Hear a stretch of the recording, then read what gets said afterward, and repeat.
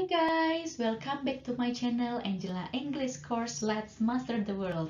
Masih bersama Miss Krisan di sini. Dan di video kali ini Miss Krisan akan dibantu oleh bintang tamu yang nanti akan membantu Miss Krisan untuk menjelaskan simple present tense di part 3 ini. Oke, nah part yang ketiga ini kita akan membahas tentang nominal sentence. Nah, apa sih nominal sentence?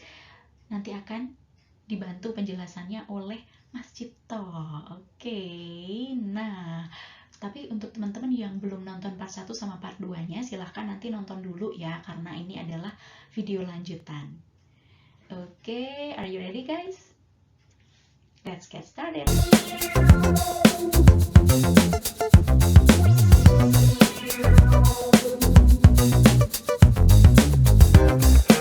Nah, sambil kita ingat-ingat pola dari simple present tense yang verbal ya. Verbal means kita menggunakan verb atau kata kerja dalam kalimat simple present tense itu.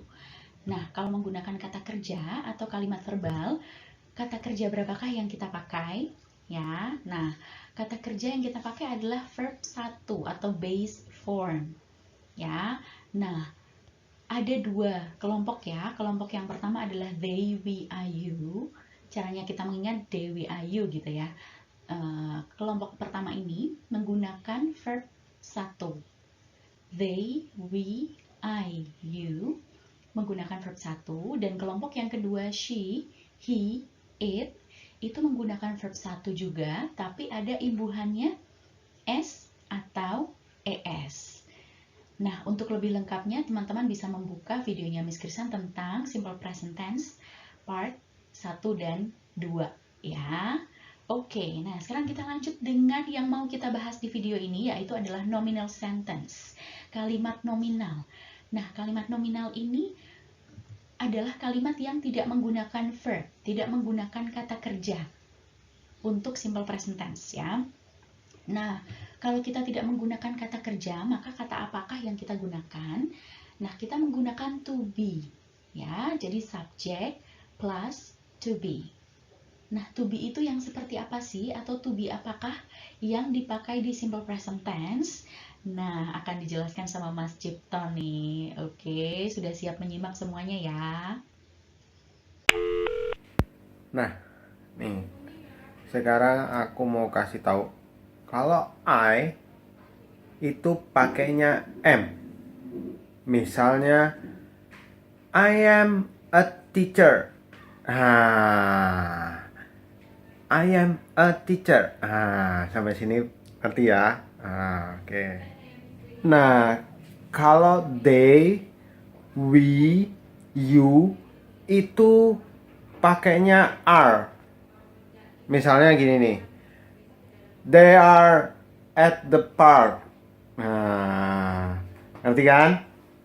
Nah, kalau he, she, it pakainya apa? Pakainya is. Misalkan she is beautiful. Nah, paham nggak? Paham nggak? Nah, iya. Ada pertanyaan? Oke, gimana teman-teman? Sudah pada jelas belum sama penjelasannya Mas Cipto? Ya, oke, semoga pada bisa memahami ya. Nah, Miss Kirsan mau ulangi sedikit. Jadi, kalau I, kita menggunakan to be am. Tadi sudah dikasih contoh sama Mas Cipto ya. I am a teacher. Saya adalah seorang guru. Ya, kemudian kalau they, we, you, kita menggunakan are. They are at the park. Mereka berada di taman.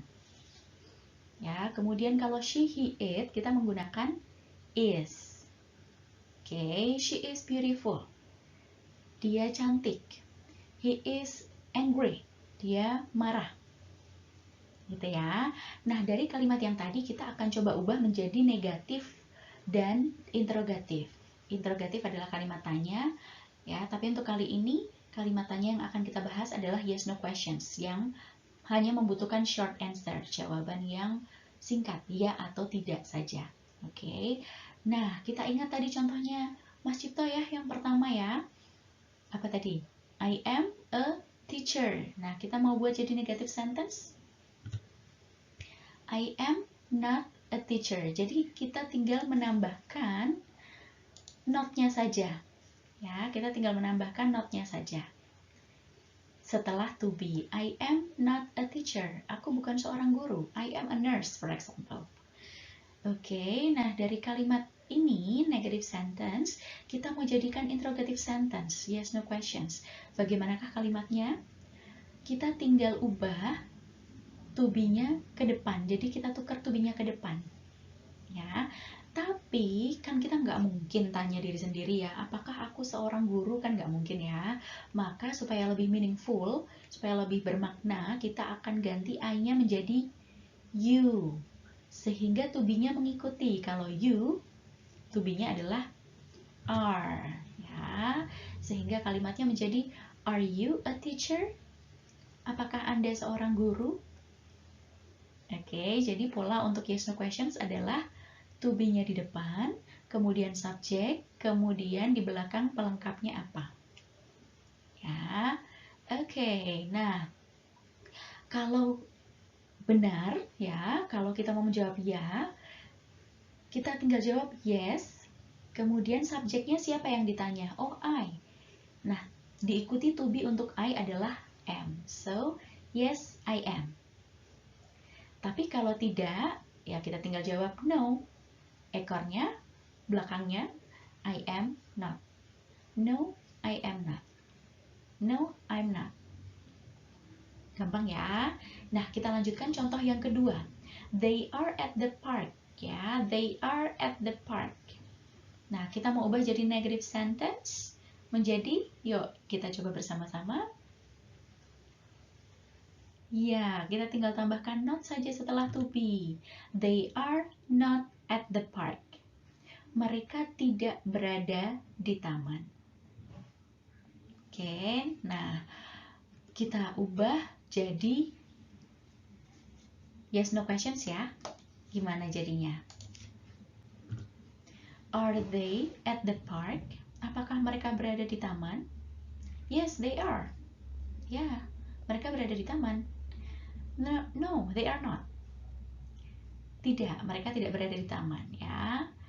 Jadi tidak perlu dijawab dengan kalimat lengkap. Yes, they are at the park. Tidak perlu ya, cukup dengan yes, they are. No, they are not. They are at school, for example. Oke, kita lanjutkan dengan kalimat yang ketiga ya. Nah, tadi Mas Cipto mencontohkan she is beautiful. Dia cantik gitu ya. Tapi Miss Kirsan akan tambah kalimat yang lain ya. Menjadi he is angry. Dia marah. He is angry. Nah, kita akan ubah jadi negative sentence, kalimat negatif, sehingga kalimatnya menjadi he is not angry. Dia tidak marah. Oke, bisa ya, gampang ya. Nah, kita mau ubah jadi yes no questions di sini, interrogatif. Bagaimana? Apakah dia marah? Is he angry? Is he angry? Apakah dia marah? Yes, he is. No, he is not. Oke, sampai sini bisa ya memahami ya kalimat positif, kalimat negatif, dan kalimat interrogatif untuk yang nominal sentence ya. Jadi kalimat yang tidak menggunakan verb di simple present tense. Oke, nah Miss Krisa mau tambahkan sedikit penjelasan. Ya, jadi untuk to be yang ada am, kemudian are, dan is, apa sih artinya gitu ya? Pertanyaan yang sering muncul, Miss, jadi am, is, are itu artinya apa? Gitu. Nah, artinya adalah kita harus melihat kata-kata di atau arti dari kata-kata setelah to be itu sendiri. Jadi misalnya seperti tadi, I am a teacher. Maka am-nya berarti adalah, aku adalah seorang guru.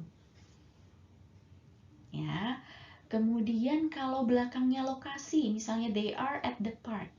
Mereka berada di taman, berarti to be-nya berarti berada. Gitu ya. She is beautiful. Berarti apa dong artinya? Dia cantik. Nah, kita tidak perlu mengartikan. Ya, to be-nya itu tidak perlu diartikan. Nah, maka untuk arti dari to be sendiri bisa adalah, bisa berada, bisa tidak perlu kita artikan. Begitu ya. Jadi tergantung dari arti kata di belakangnya. Menyesuaikan artinya ya.